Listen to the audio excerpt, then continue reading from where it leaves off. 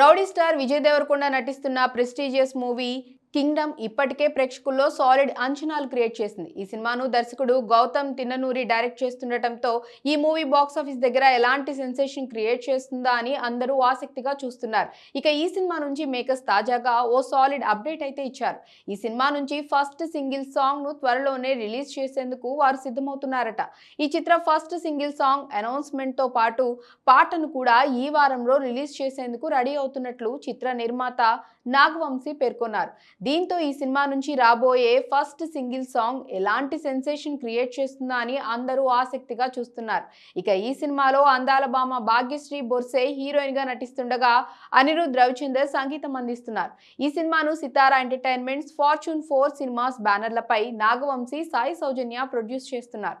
ఈ చిత్రం మే 20న గ్రాండ్ రిలీజ్ కి రెడీ అవుతోంది. ఇలాంటి మరిన్ని వీడియోస్ కోసం లైక్ చేయండి, తప్పకుండా సబ్స్క్రైబ్ చేయండి.